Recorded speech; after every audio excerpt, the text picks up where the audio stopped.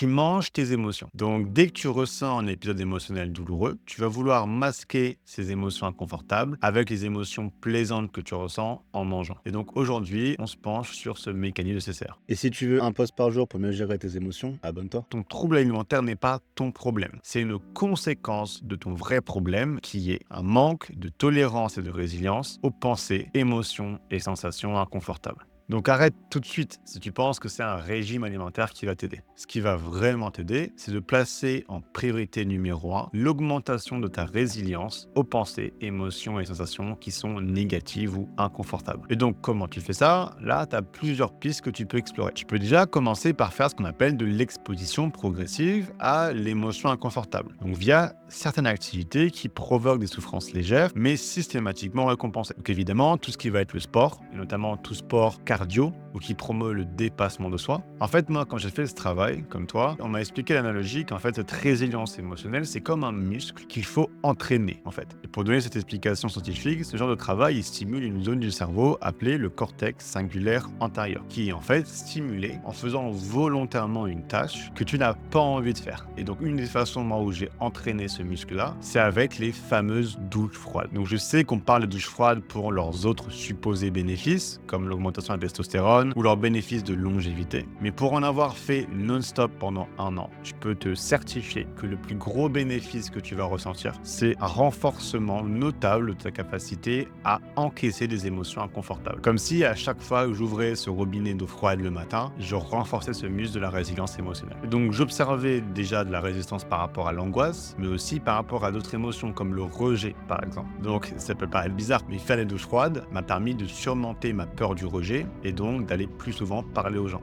Il y a des effets collatéraux comme ça qui sont assez marrants. Et deuxième façon de renforcer ta résilience émotionnelle, c'est de pratiquer ce qu'on appelle le calme réactionnel. Donc le calme réactionnel, c'est pas juste de magiquement te sentir calme et relaxé quand tu le veux. Mais c'est de faire de ton mieux pour conserver ton calme lorsque tu éprouves des pensées, des émotions, des sensations qui sont inconfortables. Et la meilleure façon de déclencher ce calme réactionnel, c'est via un calme corporel. Donc d'utiliser ton corps de façon calme pour que ton mental puisse suivre derrière. Et donc la prochaine fois que tu ressens une tempête émotionnelle qui vraiment te donne la compulsion de bouffer, essaie de remplacer ça par une balade de 15 minutes. Et tu verras très bien ce que je veux dire. Donc je sais que tu as commencé à regarder cette vidéo par rapport à ton trouble alimentaire, mais développer ta résilience émotionnelle, oui, ça va t'aider pour ton trouble alimentaire évidemment, mais ça va t'aider pour tous les aspects de ta vie, notamment la façon dont tu vas gérer ton angoisse. Je sais que tu as la flemme là, mais je te promets que ça vaut le coup. Merci d'avoir regardé jusqu'au bout. Si tu veux commencer sérieusement ta guérison, clique sur le lien dans ma description.